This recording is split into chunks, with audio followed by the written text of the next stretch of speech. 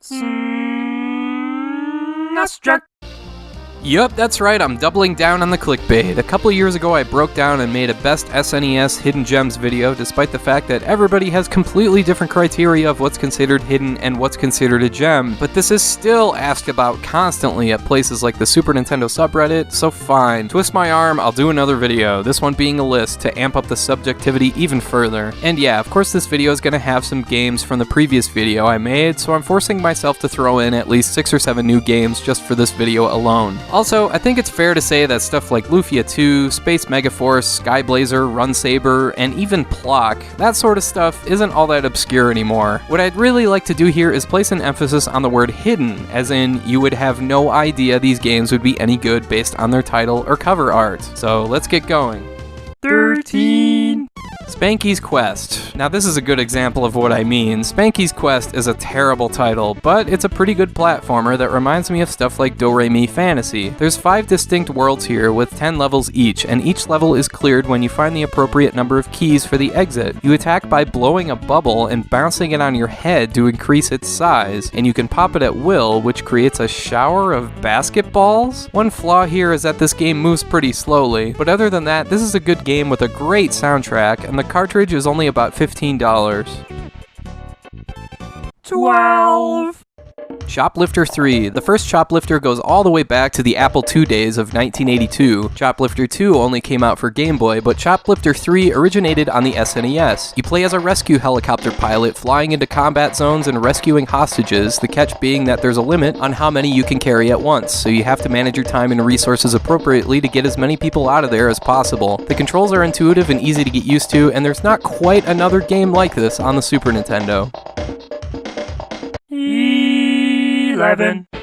Artie Lightfoot. This is one of those mascot platformers, and yeah, there were dozens of these throughout the 90s, but this one is actually pretty good. The mechanic that makes this one stand out is your bird friend named Peck. He can be used as a weapon or to destroy barriers, or help you fly. If you get hit, he disappears, but you can find him again in a chest, kinda like how Donkey Kong Country works. The cartridge is a bit pricey at close to $50, but this is a solid game that not many people talk about. 10. Zero the Kamikaze Squirrel. Yes, another mascot platformer. It's so easy to ignore these on site because there were so many of them, but this is another one that's surprisingly pretty good. This is a spin-off of the Arrow the Acrobat series, and yeah, Zero controls a bit like Arrow does, but with a lot more abilities. He can double jump, throw projectiles, he can flip, he can do a couple different dive attacks, and the huge level design gives Zero tons of room to do all this stuff. This is a quality title. Too bad the cartridge is insanely overpriced though. 9. Robotrek. I've talked about this game a lot over the years, but it remains the very definition of a game hidden in plain sight. It was released in Japan with the name Slapstick, with this cover. It gets a translation and sent over to North America with the title Robotrek, and this cover. That's kind of a stark difference. So yeah, this is an RPG made by Quintet and published by Enix, and yeah, it's got some translation issues, but it's still a fun, lighthearted role-playing game with some unique elements that you won't find in any other SNES RPG. 8.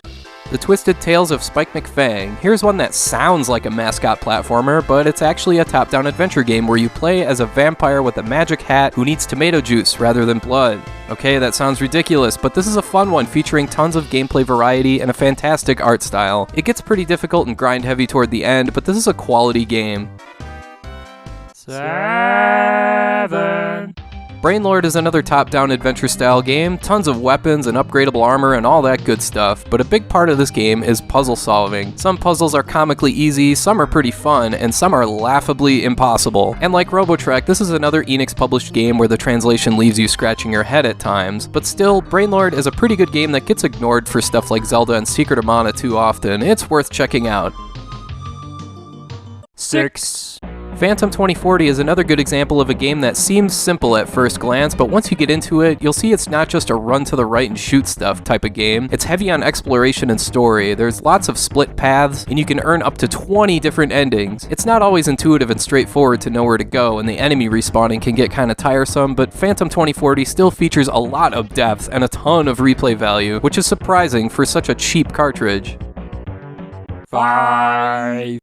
Blackthorn. Yeah, this is one of those weird cinematic platformers where your character sprite is hyper detailed but moves very slowly and deliberately. I know when you see a dude with a shotgun blasting at enemies, it's easy to think you should be able to just sprint through this game, but the opposite is true here. In Blackthorn, you want to take your time, avoid enemy gunfire by ducking into the background, and carefully pick your spots when you can. This game may not be for everyone, but for what it is, it's really well done.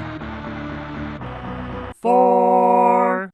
UN Squadron. Okay, this one's not that obscure, but it's definitely hidden. I mean, there is not a worse title or a worse cover you could have given this game. The UN? Really? And this cover makes the game look like a boring flight sim. UN Squadron is far from boring, though. Easily one of the best Super Nintendo shoot-'em-ups released in North America, featuring 3 different pilots to choose from, a shop system to buy and upgrade your own weapons, and an actual life bar so you're not subjected to that one-hit death nonsense like so many other shoot-'em-ups do. Even if you don't like shoot-'em-ups, you can still get into UN Squadron. 3. Super Adventure Island 2. I talked about this one a bit in my video about forgotten sequels, but yeah, this is a case of a sequel being shoved aside because the first game was pretty ordinary. Super Adventure Island 2, however, is far removed from its predecessor, introducing some action RPG elements like upgradable weapons, magic, armor, and an overworld map where you can explore whatever world you want at your own pace, and even uncover some hidden areas here and there. Few games have caught me off guard like this one. Try it out for yourself. 2. True Lies. Like Robotrek, this is another game hiding in plain sight. How many times have we been burned by Schwarzenegger movie games in the past? I mean, the Terminator SNES games are some of the absolute worst on the system, so it's pretty surprising that True Lies is a really fun title, a top-down shooter where you can fire in 8 directions with tons of different weapons, making tons of stuff go boom. There's Uzis, there's shotguns, there's grenades, there's tons of explosions, and tons of carnage. True Lies is one of my favorite discoveries since I started this channel. 1. Dragon View. Hey, I just reviewed this a couple weeks ago. In fact, this is the game that kind of inspired me to do another blatant clickbait video like this because I think it's one of, if not the best game, that I never hear anyone talking about, whether it be on Reddit or on forums or wherever. Dragon View is a nicely polished blend of beat-em-up mechanics akin to Knights of the Round and RPG elements from side-scrollers like Ys 3 or even Zelda 2. The cartridge is over $50, but if you've got a flash cart, you gotta play this one. It's really well done. Alright, that's all for now. Thank you for watching, and I hope you have a great rest of your day.